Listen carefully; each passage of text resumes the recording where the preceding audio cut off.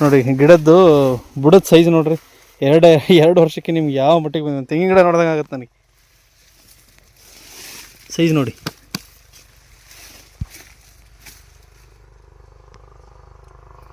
ನಮಸ್ಕಾರ ರೈತ ಬಾಂಧವರೇ, ನಾವು ಇವತ್ತು ಒಂದು ಹೊನ್ನಾಳಿ ತಾಲೂಕಲ್ಲಿ ಪ್ರದರ್ಶನ ತೋಟ ತುಂಬ ದಿವಸದಿಂದ ಹೇಳ್ತಾ ಇದ್ರು ಸರ್, ಸರಿ ತೋಟಕ್ಕೆ ಹೋಗೋಣ ಅಂತ. ಇವತ್ತು ಒಂದು ತೋಟ ನೋಡೋಕೆ ಬಂದಿದ್ದೀನಿ. ಇಲ್ಲಿ ನನಗೆ ಎರಡು ವಿಚಾರ ನನ್ನ ಗಮನಕ್ಕೆ ಬಂತು, ಪ್ಲಸ್ ಖುಷಿ ಅನಿಸ್ತು ಕೂಡ. ಮೊದಲನೇದಾಗಿ, ಈಗ ಬೇಸಿಗೆ ಬರ್ತಾ ಇದೆ ಅಲ್ವಾ, ಬೇಸಿಗೆ ಬಂದಾದಮೇಲೆ ನಮಗೆ ಅಡಿಕೆ ಗಿಡಗಳಿಗೆ ರಸ ಇರುವಂಥ ಕೀಟಗಳ ಸಮಸ್ಯೆ ಜಾಸ್ತಿ ಆಗುತ್ತೆ. ಸೊ ಆವಾಗ ನಾವು ಭೂಮಿನ ತಂಪಾಗಿಟ್ಕೋಬೇಕು.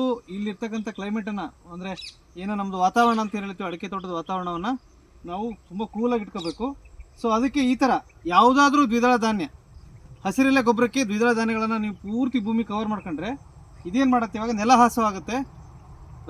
ನಿಮಗೆ ಸಾರಜನಕವನ್ನು ಭೂಮಿ ಕೊಡೋದಲ್ಲದೇ ಮೈಕ್ರೋ ಕ್ಲೈಮೇಟ್ ಅಂತ ಹೇಳ್ತೀವಿ ನಾವು, ಸೂಕ್ಷ್ಮ ವಲಯವನ್ನು ಕ್ರಿಯೇಟ್ ಮಾಡಿ ರಸ ಇರುವಂಥ ಕೀಟಗಳ ಸಮಸ್ಯೆ ಕಡಿಮೆ ಆಗುತ್ತೆ.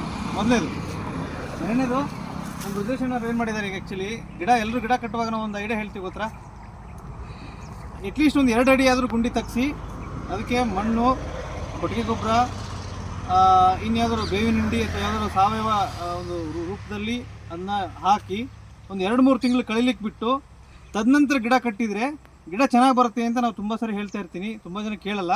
ಈ ತೋಟ ಸಾಕ್ಷಿ ಆಗಿದೆ ಪ್ರದರ್ಶನ. ಇದು ಈ ಗಿಡಕ್ಕೆ ಎಷ್ಟು ಆಯಸ್ಸು ಇವಾಗ? ಈಗ 2 ವರ್ಷ 2 ತಿಂಗಳಾಗಿದೆ ಸರ್. ನೋಡಿ, ನಂಬಕ್ಕಾಗತ್ತಾ ನಿಮಗೆ? ಈ ಗಿಡಗಳು 2 ವರ್ಷ 2 ತಿಂಗಳು ಅಂತ ಹೇಳಿದ್ರೆ ನಂಬಕ್ಕಾಗತ್ತಾ? ತುಂಬ ಜನ ಚಂಬುಗುದ್ದು ಹಾಕ್ತೀರಾ, ಏನೂ ಪ್ರಿಪ್ರೇಷನ್ ಇಲ್ಲದೇ ಭೂಮಿಗೆ ನಾವು ಏನೂ ಕೊಡದೇ ಡೈರೆಕ್ಟಾಗಿ ನಾಟಿ ಮಾಡ್ತೀವಿ. ಆಮೇಲೆ ಗಿಡ ಚೆನ್ನಾಗಿ ಬರಲಿ ಅಂತ ಆಮೇಲೆ ಗೊಬ್ಬರ ಕೊಡೋಕೆ ನೋಡ್ತೀರಾ.